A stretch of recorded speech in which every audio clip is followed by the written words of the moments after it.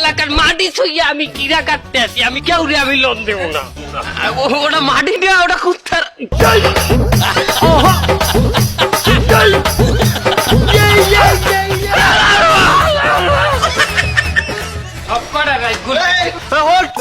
অস্ত্র নামান, অস্ত্র নামান, নামান। আরে পকেটে না, অস্ত্র নামান।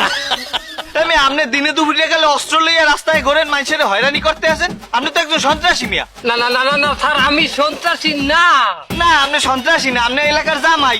আপনার হাল্লা গোলাকে দুলাভাই খেলেন না। আমি জামাই টামাই না, আমি একজন সমিতি আলা, সমিতির অফিসার। এলাকায় কিস্তি উঠাইতে আসছি স্যার। তা কিস্তি তুলতেছেন, আপনি এত অস্ত্র কিনলে গিয়া? জীবনে অনেক অনেক খাতা কলম লইয়া তার মানের কাছে কাছে আসছি, কেউ কিস্তি দেয় না, কেউ কিস্তি দেয় না। বাবারে সোনারে, বাবা গো, কাকু বাতিজা, মা গো, কত কিছু যে বলাইছি, সোজা কথা গিয়ে ওঠে না, কেউ কিস্তি দেয় না। তার বাধ্য হইয়া হাতে অস্ত্র উঠাই নিচ্ছি। আমার সমিতির আমি স্বাধীন করবো, আমার সমিতির ব্যাপার কিস্তি আমি উঠাবো। তাই বললে আপনি অস্ত্র হাতে তুলে নেবেন, এটা তো অপরাধ। সেন্ট্রি, গ্রেফতার করো।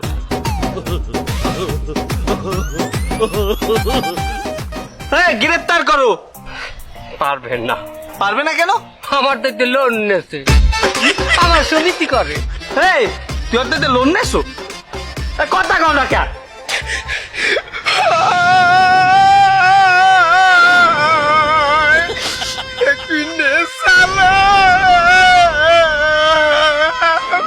কি তুই লোন নেছো? তোর তো সরকার ভালো একটা বেতন দেয়, তুই লোন নেছো কে? আরে আমার বউয়ের জ্বালা